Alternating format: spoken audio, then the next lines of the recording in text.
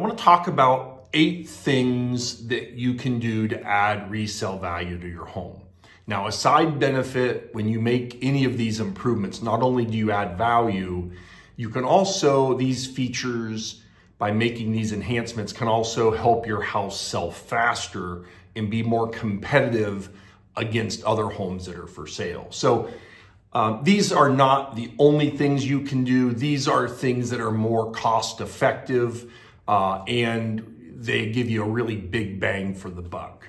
So number 1, update your kitchen, and you don't have to replace cabinets and gut the kitchen, but give it an updated feel. So solid surface kitchen counters would be an example, maybe a nicer backsplash, nicer appliances, some light fixtures if you've got older style light fixtures in the kitchen. Kitchens and bathrooms are 2 of the hottest things you can do to a home, especially if it's an older home where the styling of your house when it was built was very different than the style and color schemes of today.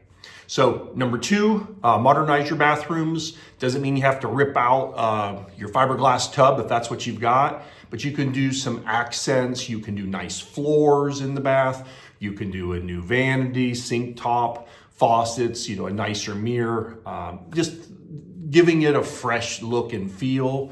3 is one of the most cost-effective things that I think you can do, and that is fresh interior painting and neutralize any crazy colors.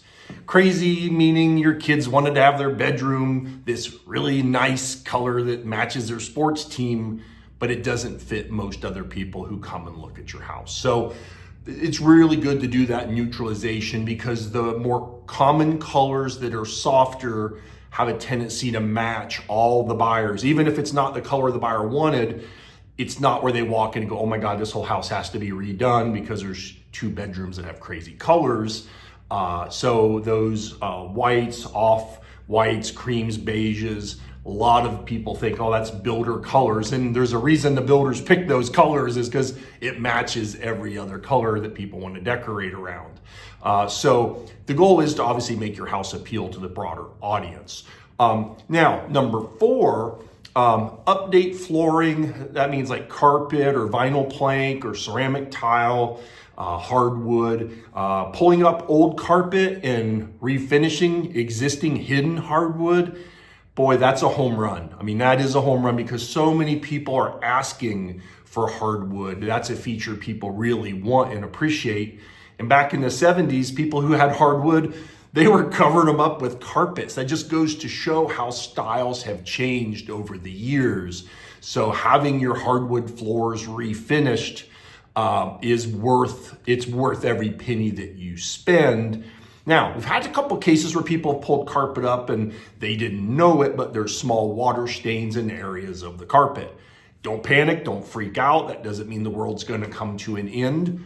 Just consider when you stain the hardwood floors after you have them sanded, that you stain them as dark as what the water stain is so that the water stain is not noticeable. The color blends in. So that is an option because sometimes the water stain, especially if someone had one of those big planters in the living room and they were watering it, they didn't have a pan on the bottom of it and the water dripped through and you got this big ring on your living room hardwood. It's enough to make you cry. But the flip side is, it doesn't mean the hardwood's ruined forever. You just can't put a transparent or a clear stain on it. You're gonna have to add some color to the stain, which is not a big deal. So that's one. Another thing, if you don't have the money to do any of the things I just mentioned, one of the things you can do is either rent a carpet cleaner and really go crazy and really detail clean the carpets, or hire a professional to come in with professional gear to give the carpets a real nice clean. I've seen carpets that I thought, oh my gosh, they're never gonna get it clean, and the professionals with their equipment, they really put a lot of effort in cleaning the carpets and they look brand new. And I'm like, oh my gosh, did you put new carpet in? They go, no, we just hired a carpet cleaner for $200 or whatever it was. The carpets look new. And I think that's worth a lot. Something else that you can do, create extra living space. Now that could be taking space in a basement and creating like a bonus room, a game room, a home theater, a hobby room, craft room, a kid's playroom for their toys. creating living space that wasn't previously utilized as living space can go a long way. And it's cheaper space to create because you already have the walls, you already have the floor. So really it's just finishing a ceiling, maybe putting a petition up, maybe some carpeting, or vinyl floor, whatever. But you create space, which makes the house feel larger. That becomes more desirable. That's very, very cost effective to do versus building on an addition, finishing, like building something over your deck, like a sunroom or a Florida room or a porch. Another one, replace existing light fixtures, give it a modern light fixture look. They're not as expensive as you would think, and you don't have to do the whole house. The bedrooms are the least important as far as light fixtures. The areas that really are important, kitchens, baths, and the primary living space. And then if you're going to do any of like the bathrooms, the owner's suite, that bath is the most important, of course. Replace doorknobs, hinges, kitchen hardware. So I'm talking about like the doorknobs for the rooms, any of the hinges and hardware, kitchen cabinet handles, not very expensive, usually $4 or $5 a piece, but really can change the look and feel, especially if it has that old antique color or like the white or the old cream handles, especially the ones made out of porcelain that are old. You can really modernize the look with some of the newer, more stylish hardware. And I'll give you a quick bonus. Declutter, that's a big one because it creates the illusion of more space.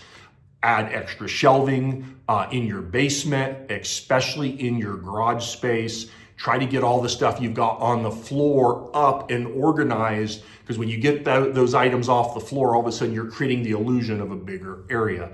Now, there's always the question of, do I put a brand new kitchen in and rip out the kitchen cabinets? Do I tear off the roof and put a brand new roof on the house? Do I take out the 15-year-old furnace and air conditioning unit, put a brand new one in? So those are all tricky, because if the roof is in good shape and it's 15 years old and there's no signs of any leakage, it doesn't make sense to go ahead and spend the money to put a brand new roof on the house when it's fine, because the buyer expects it to have a roof to begin with. So if you spend another 15 grand putting a new roof on, well, you're not going to get the full $15,000 back. Now, I'm not saying it's not worth it if you're going to live in the house for years to come and then you're going to sell it. Then it may make sense. But if you're going to turn around and put the house on the market 2 months after you put the new roof on, my only recommendation in that situation is put the new roof on if it needs it. If the house needs it and it's going to fail the home inspection, or a buyer really says, hey, it's going to have a roof or I'm not buying it, well, then that might make sense.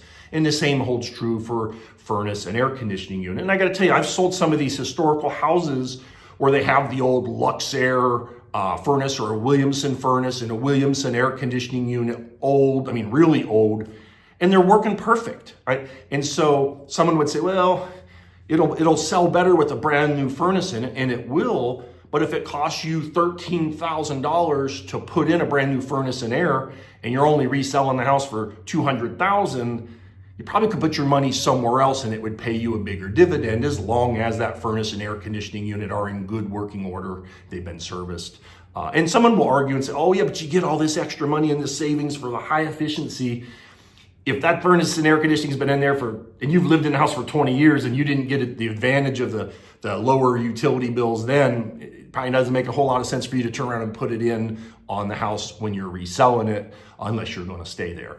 Anyway, just some quick tips, some ideas. And like I said, there's a list of tons of other things that you can do, but most of the items that I mentioned are fairly reasonable in the big picture of owning a home. They do make a difference when it comes to listing your home, selling your home, what it will sell for, and how fast it will sell. And if you don't want to do any of the things that I mentioned, your house will probably still sell. You just have to be more aggressive on the listing price. So I'm Sam Miller, REMAX Stores Realty. Hope you're doing super fantastic. I'll come back to you with another video next week. Have a good one. Bye.